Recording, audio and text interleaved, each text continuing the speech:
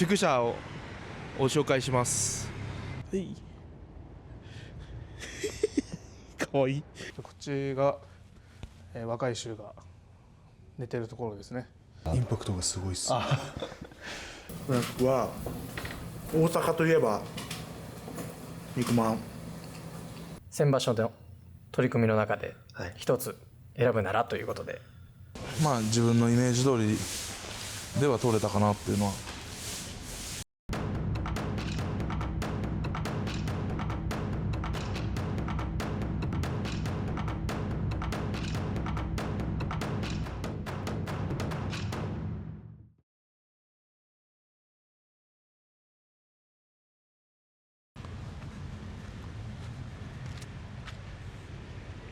じゃあ今日は自分らの大阪の宿舎を紹介します。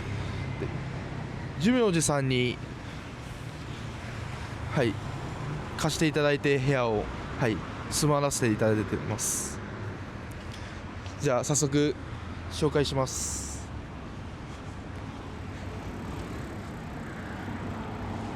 ここあっちに大嶽部屋ののぼりがあって、こっちには王鵬関ののぼりも立ってます。じゃあ早速中の方に。早速寿明寺さんが飼われてる犬と兄弟子の大神会さんがいますね。でこれはもう看板も大嶽部屋の立てさせてもらってて2つの。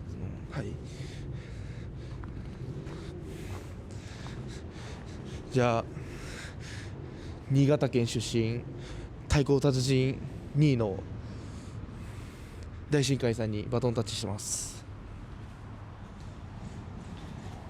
どうも皆さん、大神会です。ここから僕がルームツアーを案内します。まずここ本土、寿明寺には犬がいまして、ショコラっていう名前です。はい。かわいい。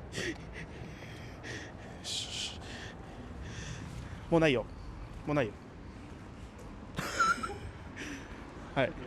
で僕たちが住んでるのはこの下、階段を降りたところなんですけど、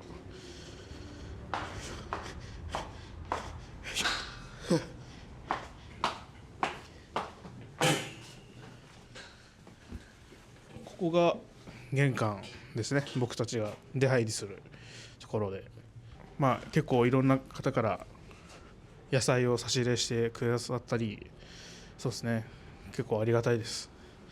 はい。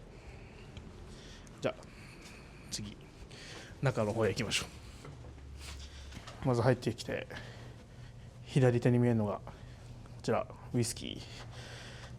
師匠の大竹親方が趣味で皆様、いろんな方からウイスキーの差し入れをいただいています。結構種類が豊富で、ここが、僕たちが親方とか関取が食べるところになります。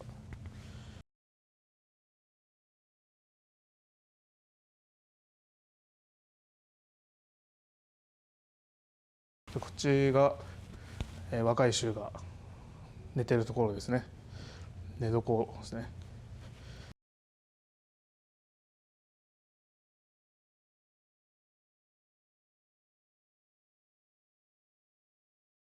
次行きます。ここの部屋は何ですか？ここはここも僕たちが寝てる部屋になります。つながってる。そうですね。もう片方の、はい、右側の部屋ですね。僕ここで寝てます。ちなみにその寝床は、はい、今回はどうやって決めたんですか？まあ自分が好きな場所、ここ取っちゃってもいいですかみたいな聞いて寝床が決まってますね。僕は揉めなかったですか？そうですね、揉めてないですよ。僕はもう自分で陣取って決めてました。じゃあ次がここちゃんこ場になります。僕たちがちゃんこを作ったり、料理をしたりする場所になっています。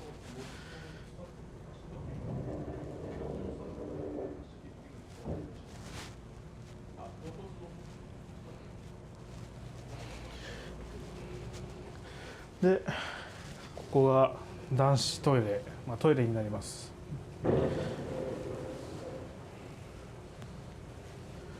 で、奥が女性専用トイレで、こちらがお風呂場になります。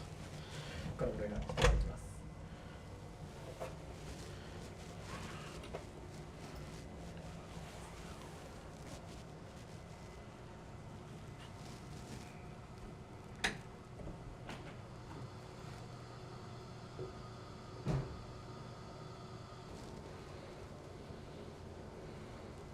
じゃあ次はこちらで。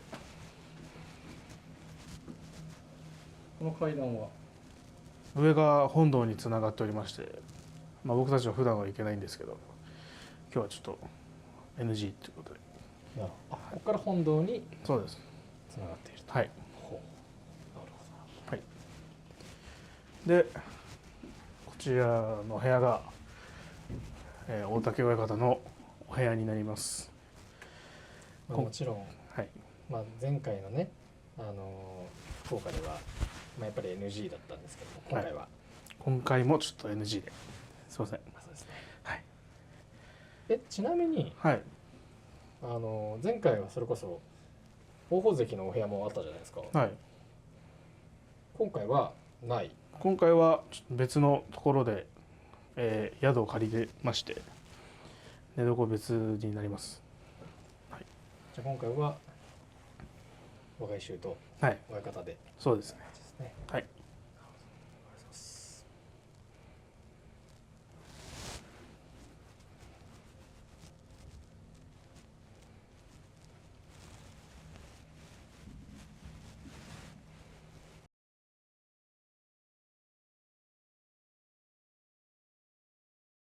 今日は、特別になんですけど、宿舎にさせていただいている寿明寺さんのご厚意で、寿明寺さんの時報お寺の宝を見せていただけるということなんで、今日は、見させていただきたいと思います。では住職よろしくお願いします。よろしくお願いします。よろしくお願いします。よろしくお願いします。じゃあ早速もう見ていただいて、はい。こちらなんですけれども、寿明寺というお寺はもともと奈良時代にできてまして、で奈良の大仏を作った行基菩薩と言われる偉いお坊さんが聖武天皇の命でいろんなところにお寺を作っていったんですね、仏教を広めるために。その中の一つのお寺がこの寿明寺です。で、1300年の歴史というのもいろんなことがありますので、その中で同時期ではない宝物がいくつかありますので、そこをちょっと今日はね皆さんに見ていただいて説明しようかなと思います。よろしくお願いします。この一番大きい掛け軸なんですけれども、これは足利義政という8代将軍、その人が寿明寺を最高大きく作った時の絵図が残ってます。大きさでいうと甲子園 3.5 個分ぐらいの大きさで、真ん中のところにね70の塔があるんですよ。はい。だから昔この池田という町にこれだけのお寺があったという、七堂伽藍といって7つのお堂にそういういろんな70の塔やら大きい本堂があったというのが証として残っています。源氏が、池田川西において、祖先がその源氏が発祥の地といいますかね、多田が発祥なので、池田と寿明寺とも交流が深かったと。でその流れでその子孫である足利義政が、この寿明寺を大きくしてくれたという、そういうのがこの掛け軸で全部残ってるんですね。それが寿明寺小図というものです。であそこにね医王山ってついてるんですよ。はい。あれ給仕の医者の医、はい。でもともとこのお寺っていうのは心願寺という神に願う寺という名前だったんです。それから、疫病が流行った時にここのもともとの始まりである薬師如来という仏様をみんなで拝んで、その行基さんという方が疫病を鎮める法要をなさったんですね。でその時に疫病が鎮まったというので、聖武天皇からなんて尊い仏様のあるお寺だというので、人の寿命を延ばすお寺という意味合いで、この医者の医術の医ですね、医王山という産後をいただき、で寿命寺というお名前をいただいたんです。それがもともとの由来です。他にもありますので、順番に見ていきましょうか。すごいですね。これじゃあこっちは室町時代ぐらいってことですか？そうです。八代将軍。はい。詳しい。足利義政。そうです。室町時代です。銀閣寺建てた人です。そうです、そうです、そうです。それが作ってくれたお寺なんですね。うちのお寺というのは2回大きく焼かれてまして、それが足利の時とで、織田信長の時に焼かれたというふうに言われてるんですけども、この大きいお寺がいつまで残ってたのかっていうのは定かではないんです。でこちらは池田の名所を古図として残ってますので、これも鎌倉時代というふうに言われています。古からある神社やら遺跡とかそういうのがこう書かれてるんですけれども、昔この寿命寺というのは、今池田駅という駅があるんですけれども、この隣の蛍ヶ駅という駅から、宝塚の手前の山本という駅までにいろいろ荘園ある土地を持ってたというふうに言われています。それだけこう皆さんの寄進やらでこう大きくなったお寺だったみたいです。で真正面こちらにあるのが寄木造りというパズルのようにこうできている龍の木造なんですね。でこれは4メーター30ありまして、尻尾のところに剣を持ってるんですけれども、あそこにまだ金が残ってるんですよ。ですから昔はこれは黄金の龍だっただろうと。で、雨が降らなかった時に雨乞いをして本当に雨が降ったと。で私の祖父が昭和になって、たくさんのお寺さんを集めて雨乞いをしたら本当に降ったんですっていう記述が池田の資料館にちゃんと残っています。それ以来雨乞いというのはしてないですけれども、昔からうちの龍神としてお祭りをしています。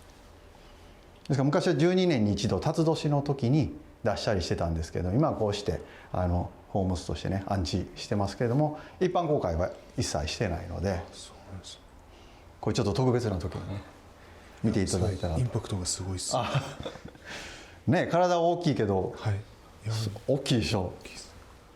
うちの部屋で辰年といえば大宝石が辰年なんで。あ、そうですか。今日はちょっといないんですけど、またね見ていただいたらと思いますんで。これはどこにあったものなんですか？昔薬師堂というこの上にもあるんですけど、このお寺というのは阪神・淡路の大震災で本堂全壊で、私たちの住んでいる家の方というのは栗っていうんですけども、栗が半壊してで建て替えたんですが、その時に本堂は屋根が崩れたんですけれども、仏様から前が崩れたんです。仏様のところは無事だったんです。で外からも仏様のお顔が見えるというなんか不思議な光景で、私たち家族は怪我もなく無事だったんですけれども、その本堂の横に薬師堂というのがあって、そのお薬師さんの下に安置をしていたからこう守られてたと。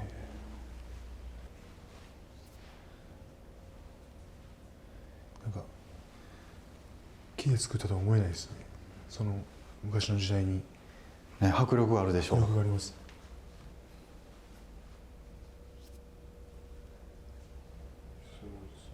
めちゃくちゃ迫力ありますよ。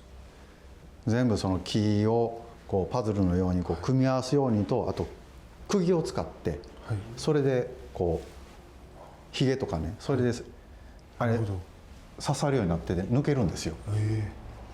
昔のそういう技能というか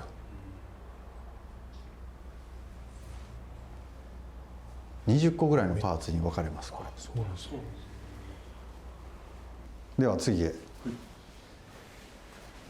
先ほど言いましたその奈良の行基さんっていう仏様が、菩薩って言われる僧侶の方がお寺を建ってくれたんですけども、この近くにある呉羽神社という神社がありまして、そこは機織を伝えに来てくれた呉羽綾葉というお姫様、その呉羽姫を祀っているところなんですけれども、そこにその行基菩薩という僧侶が、お参りをなさって啓示を受けたと。その啓示っていうのはこのお寺の後ろに川が稲川っていう川があるんですが、その川のところに唐船ヶ淵という唐の船が来る港があったんですね。そこのところに薬師如来が沈んでいるからそれを引き上げてほしいという信託をその行基さんがこの呉羽姫から受けたと。それはそのご祈祷なさった時に受けたんですって。で本当にあるかなと思って弟子と共に探しに行ったら川にその仏様が本当に沈んでたんですって。でそれを引き上げて、ここから逸話だと思うんですけれども、引き上げて奈良に持っていこうとしたけれども、その仏様が動かない、重くて動かないので、この仏様はこの地に必要な仏様だって言ってお寺を建てたのが最初のその寿命寺、元の名前をさっき言いました神に願う寺という真願寺というお寺ができたんです。その元がこの呉羽姫という方の啓示で神の信託を受けた行基さんが作ったという、そういう。でその仏、その薬師如来は実はもう燃えてないんですけれども、その後もう一回復興して室町時代の薬師如来と、十二神将っていう仏様を守る神様、それが今も秘仏として祀られてます。ですから秘仏なので、これはもう本当に何十年何百年に1回しか見せれないので、今回はちょっとというこの呉羽姫という機織りを伝えた、今も神様になってますけどね。でこちらが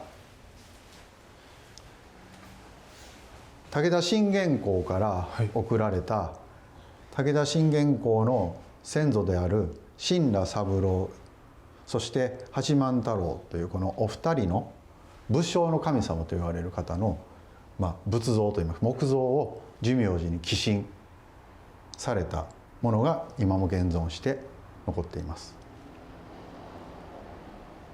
もともとその武田信玄も源氏の流れでしたので、源氏の子孫ですのでね、そういったことで源氏と深いつながりがあったこの寿命寺に対してそういうつながりをつけたかったのか、それとも祖先のために感謝の印としてこういうのをねされたとか、あとは神を和紙を送ってきたりとか、そういうのも記述に残ってます。でこちらが楠木正成という武将でして、この方は義を通すために負けると分かっていても湊川という場所での戦に出向いて、実際はもう負けてしまうんですけれども、それよりも自分の義が大事で、その前にここによって戦勝祈願として兜とこの旗を奉納して戦場に行かれたというふうに言われています。それだけここは大きいお寺でしたので、いろんなそういう武将が寄って、戦いに行ったりとか、戦って帰ってきた人ではこう寄られたりとかされてたんですね。不思議なことにこの正成の敵である足利尊氏、尊氏公もその後内へ寄って、そして京に登って征夷大将軍になるという。でその時に寿命寺にいていた僧侶とかが、いろいろ助けてくれた、もてなしてくれたというので、足利尊氏公からの感謝状が今も巻物として残っていますので、また見ていただいたらと思います。戦ってた足利家が、そう足利家がまたうちにおるという、だから足利も源氏なんですよ。そうなんですね。源氏の子孫にあたるので、だからこの寿命寺というのがそういった意味で、源氏との交流があったから寄っていかれたっていうのもあったと思います。これ重たいんですよ。そうですよね。10キロぐらいあるんですよ。これをかぶって戦うってどれだけ首が強いのかなっていうすみません、今日はお時間作っていただきありがとうございました。ありがとうございました。こちらこそ貴重な時間いただきましてありがとうございました。頑張ってください。ありがとうございます。い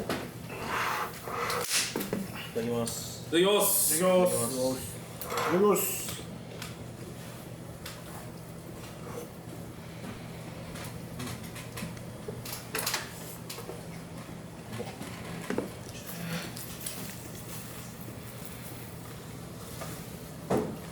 今日の夜食は何ですか？僕は大阪といえば肉まん、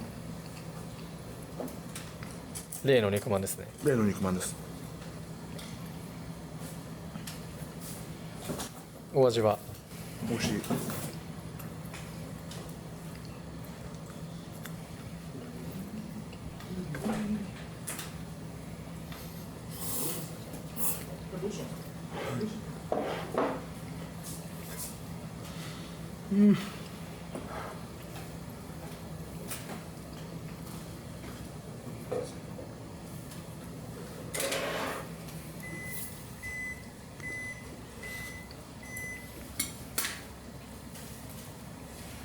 実際このくらいのサイズの肉まんだと、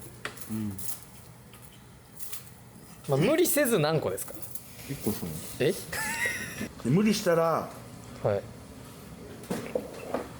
食べたそばからこの量だったら消化していくんで、えはい。無理したら無限にいける。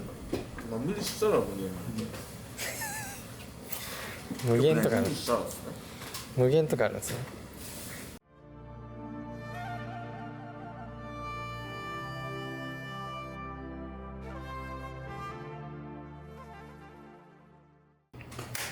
どうしたどうした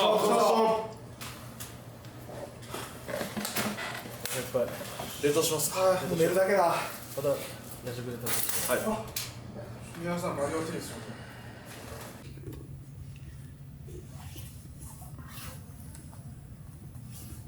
お疲れ様です。そうです。かみましたよ。ちょっと今皆さんに、はい。先場所のまあ、思い出に残ってる一番というか、自分の中ではい。何か一番ちょっとピックアップしていただいて、どんな思いだったとかどういうこと考えてたとかみたいなことを聞いてるんですけど、はい。まあ、須崎さんの場合はまあそうですね。13日目の、まあ、取り組みの一番まあいつもと変わらず取れるようにというか、前まで毎日出てた時のようにアップしてやったんで、そんなに特別変わった思いはないです。なんか緊張とかはなかったですか？そうですね。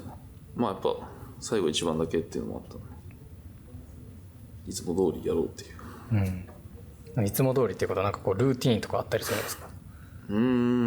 まあそんな決めてることはないんですけど、いつも通りアップしました。なるほど。こだわりのアップとかあります？こだわりとかないですね。もうその日の調子で自分が体が動くとこまでアップするっていうイメージでやってます。なるほど。なんか久しぶりにしっかり土俵上上がってはなんか復活したなみたいな、そういう気持ちの変化とかはあったりしました？い。いや、まだやっぱ全部しっかり出て勝負できてるわけじゃないんで、一番だけ勝負できたというか出場したって形なんで、まだ特別になんか思うことっていうのは特には変わらずって感じです。じゃあ本当にもう毎日というか今まで通り取れるようにそうですね。調整していってって感じですかね。そうですね。全部出れるようにというか調整していこうと思います。ありがとうございまありがとうございす。ます。一番どこか選ぶならどの一番ですか13日目の取り組みで勝った相撲です。なるほど。なんか理由とかあったりしますか？ではちょっと初日から6連敗してしまって、最後に、勝っていきたいなって思って、いつも通りにだったら、いいか、よかったので、勝てました。なるほど。なんかそれこそ今まで、それまでずっと6連敗してて、その1番だけなんかこう気持ちが違ったりとかしましたか？そうですね。6連敗しちゃったので、ちょっと、焦りとかもあったんですけども、やっぱ最後は勝ちたいなと思ったんで、勝てるようにいきました。なるほど。なんかその1番だけこう、いい立ち合いができたとか、なんかそういう技術的な面では何かあったりしますか？特にはないです。いつも通り、はい。どうぞ。思いっきり当たりに行ったら勝てたので。なんか前千秋楽パーティーの時にも少し話したと思うんですけど、はい。その須崎さんがずっと休場してて、はい。その浦さんの前に須崎さんの相撲取り組みがあって、はい。なんかそこはやっぱこう何か自分にとってプラスになったんですかね？取り組みの前に相撲をよく見たりするんですけども、そうですね、それで今日はそうですね、お尻行ったりとか、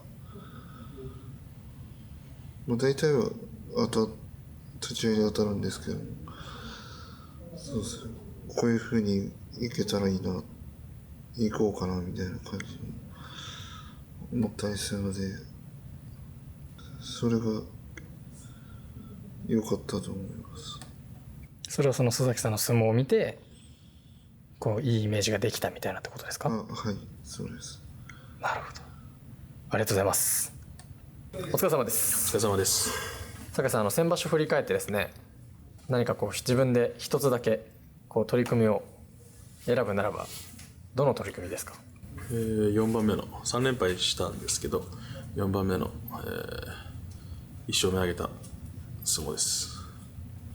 何かその時にこう意識していたこととかってあってるんですか？そうですね、3連敗してましたし、今年初白星がその日だったので、それに勝ったことない有弟子の方だったので、初めて勝てて嬉しかったです。自分として例えば勝った要因じゃないですけど、何かこう他の人はちょっと違ったみたいなことってあったりしましたか？シンプルに前は突き出されて負けたりしてたので、自分が今度押して勝てたので嬉しかったです。なるほど。お世話になっている方なので余計嬉しかったです。番付はちょっと下がっちゃったんですけど、また頑張ります。ありがとうございます。ありがとうございました。お疲れ様です。今皆さんに先場所の取り組みの中で一つ選ぶならということで聞いてるんですけども、ちょっと新屋敷さんには、新屋敷さんが選んだのとは別に、ちょっとまずちょっと僕がどうしても聞きたい11日目の相撲についてちょっとお伺いしたいんですけども、ちょっとまずどういうものだったのか、まずちょっとごめんなさい、新屋敷さんの口から説明していただいてもいいですか？11日目は出羽之丞さんっていう方と取り組みがあって、で僕初めてだったんですけど、水入りっていうのを経験しまして。水入りっていうのは？水入りっていうのは4分ぐらい相撲を取って、それでも決着がつかなかった場合、一旦水入りといって休憩を挟んで2番後に取り直しになることを水入りっていうんですけど、それを初めて経験しまして、なかなか体の大きい相手だったので、なかなかこう押し切れずにこう膠着状態みたいな状態になって、で取り直しの後に最後は勝ったんですけども、なかなか貴重な経験でしたね。僕見ててこう拮抗した時間が続いたと思うんですけども、ああいう時って実際どういうことを考えているのか、なぜああいう膠着状態になっていたんですかね。なかなか自分も攻められなかったんですよね。やっぱり体の大きい相手なんで、自分が思いっきり前に出てもなかなか押し切れる自信がなくてですね、自分が前に出て相手に残されたらやっぱりその分体力を消耗しちゃうんで、なかなか自分から前に出れずに、で相手の方もなかなか前に出てこなかったんで、前に出てきてくれたら回り込んだり、相手の攻めを利用して攻め返すこともできるんですけど、それができなかったので、なかなか膠着した状態になっちゃったんですけど、もう本当なんて言うんだろう、がっぷり四つに組んで本当にお互い引きつけ合ってずっと力が入った状態で時間が経っていくのってすごく早いんですよ。でも僕は辛いんでね、水入りまであっという間に時間過ぎていくんですけど、僕はなんかすごい見合った状態でいたんで、実際に水入りになった時はもう水入りになったんだみたいな感じだったんですけど、まあ最後は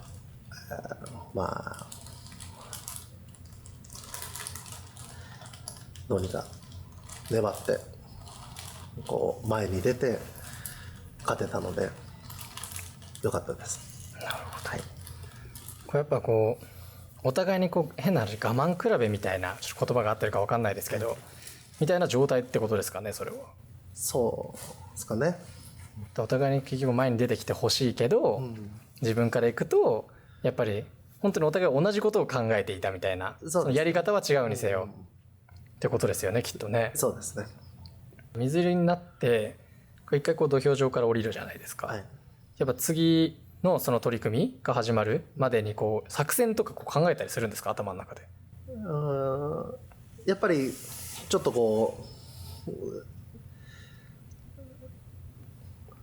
取り直しの相撲の時は立ち合いだけちょっとだけ潜っていってみたりしようとか、ちょっと変わっていってみたりしようって考えたんですけど、相手もやっぱりそれを考えてるんで、結局また同じような状態になっちゃったんで、これもちょっと考えてもしょうがないなと思って、最後は結局前に出て勝てたんですけどね。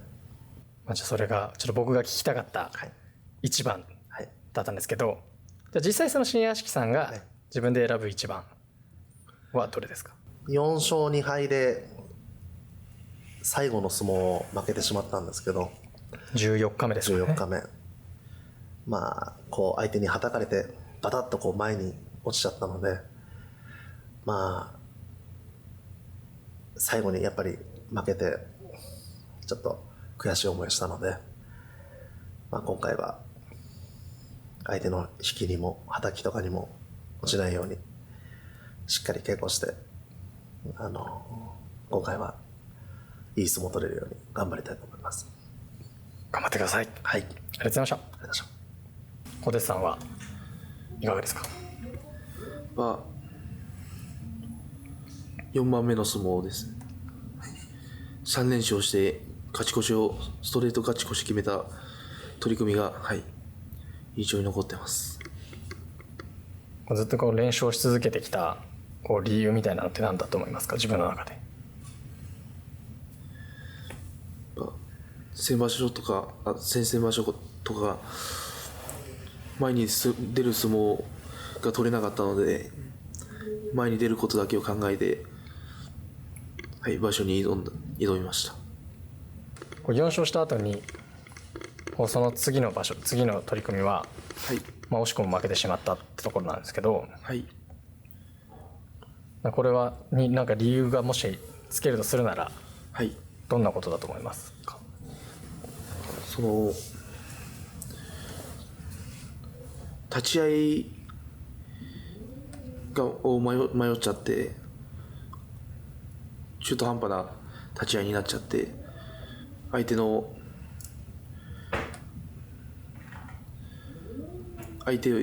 に前に出させる相撲を取らせてしまったので、はい、もっと前に出る思いっきり当たっていくべきでした。ストレートでの勝ち越しがかかった取り組みだとやっぱ普段よりちょっと緊張したりとかってはあるんですか？そうですね、2場所3場所ぐらいは負け越しが続いてたんで勝ち越しがかかる相撲はすごく緊張してたんですけど、結果的に前に出る相撲で勝てたんで、はい、良かったと思います。じゃあ振り返って自分で先場所の点数をつけるなら何点ですか？100点満点中。80点。80点。はい。じゃあ今場所も80点以上出せるように頑張ってください。はい、頑張ります。那谷さんの中で一つ挙げるならどの一番ですか？いやでも本当にそれずっと聞いてくるじゃないですか。はい。けど本当に先場所自分の中で納得できた相撲がないんで、勝っても負けてもないです。ない印象に残った一番は。どういう面で納得できてないっていう感じなんですか？納得できてないっていうとなんかちょっと偉そうなんですけど、やっぱり、前に出て勝つっていうか、勝ってもなんかその押し込まれてはたいて勝ったりとか、言ったらなんていうんですかね、たまたまじゃないですけど、そうですね、難しいのか。自分の相撲とはちょっと違うってことですかね。取りたい相撲。結果なんか勝てたっていう相撲内容だったんで、勝ったっていう難しいなんか。自分の中でのその解釈の問題ですよね、きっとそれはね。実際その勝ちは勝ちだけど、勝てて、良かったことは良かったんですけど、やっぱりもっとそうですね、自分から積極的に相撲が取れないとなっていうのは思います。なるほど。那谷さんの思うそのじゃあ自分の中でこう理想的な相撲っていうのはこう具体的にって難しいですね。例えばこう立ち合いで、やっぱりそうです。当たってはず押し前に出る、しっかり膝曲げてはたかれても落ちない、相手にはたかせるっていうか引かせるっていうか、そういう相撲が、理想なんで、はい、そういう圧力をかけていく相撲を目指してます。なるほど、ありがとうございます。じゃあ来場所もこう自分が納得いくような相撲を取れるように頑張ってください。ありがとうございます。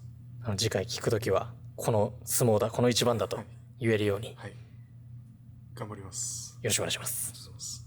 頑張ってください。ありがとうございます。思い出に残ってる一番ありますか？そうですね、14日目、3-3で迎えた14日目ですかね。2年ぶりの3-3だった。2年ぶり。はい。ここで勝てば勝ち越し、はい、負けたら負け越しというのが最後にっていうことですよね。そうです。14日目、どんな相撲でした？相手の突っ張りが持ち味だったんで、そこに受けないっていうんですかね、そこを我慢して自分の相撲を取り切ったので、最後勝てたんでよかったです。なるほど、かなりこうね、お互いこう攻め合いというか、そんな相撲だったと思うんですけど、なんかこう取り組み前にそういうのってこう意識するもんなんですか？そうですね、やっぱ負けられないんで、絶対に勝ってやるっていう夢で臨みまし前に出ようというのも決めてたってことですかね。た。はい。引いたらダメなんで、引かないで我慢して前に出続けるっていうことを意識して臨みました。なるほど。やっぱり緊張してたんで、土地はちょっと弱いですけど、最初は持ってかれたんですけど、我慢して自分のやっぱ持ち味に腕伸ばしたらそのまま押し出せたんでよかったんじゃないかなって思います。ありがとうございます。ありがとうございます。武道さんは何日目の取り組みですか？そうですね、7日間一生懸命やったので全部いい相撲って言いたいんですけど、強いて選ぶなら最後の一番7番目の相撲3勝3敗だったので、ここ負けると勝つのとでは全然違うので、しっかり前で出る相撲で勝てたのが、次の場所にもつながるのかなと思います。選んだ理由としてはやっぱその勝ち越しの一番だったってことだったと思うんですけど、やっぱその最後の一番ってなるとこう考えることとかあったりしました？自分の場合は負けが込んでる時こそ来場所につなげる一番っていうことを意識して、最後だから演歌でもして楽に勝とうかとか、そういうのもあんまよぎらないですけど、そういうのもある中でしっかり自分の相撲を取って終わるっていうのが大事かなと思って毎場所やってるので、なんか技術的にじゃあその最後の一番で自分的によくできたところとかあったりしますか？技術的なことですか？ないです。ない。気合だけです。もう本当気持ちで押し切った。気持ちで、はい。いいですね。でもやっぱ一番気合が入ったってことですかね、じゃあ。いやいや、気合は全部入ってるんですけど、やっぱりそうですね。はいはいはいはい。気合は全部入ってます。もちろんそうですね。毎場所毎場所ちゃんとね、しっかり気合込めて取り組み臨んでますもんね。そうですね、勝ったら勝ち越しですけど、負けたら負け越しなんで、ちょっとそっちに気持ち寄ったらネガティブになっちゃうんで、しっかり自分の相撲を取るっていうことを意識してやりました。やっぱ全然違いますか？その勝ち越し負け越しがかかってる一番は。いや、あんまり自分の中ではあんまり変わんないんですけど、結果としてやっぱ変わっちゃうんで、そこはしっかりそうですね、集中して、全部ですけどやってます。ありがとうございます。お疲れ様です。お疲れ様です。今皆さんに先場所振り返っていただいて、一つだけこう取り組みを挙げるならどれですかっていう思い出に残ってるというか聞いてるんですけども、いかがですか？そうですね、あんま覚えてないですね。あんまり過去を振り返らないタイプなんで、僕個人的に、青主関との取り組みがちょっと気になったんですけども、あの時にこう意識していたこととかってございますか？やっぱそうですね、形作ったらやっぱ相当強いんで、自分の得意な押し付けを意識して、自分のやりやすい高さ位置で相撲を取るようにしてます。なるほど。あの時はそれがこうがっちりこうはまったみたいな感じですかね。はまったと相手もいることなんで、あれですけど、自分のイメージ通りでは取れたかなっていうのは今場所向けて頑張ります。頑張ってください。はい。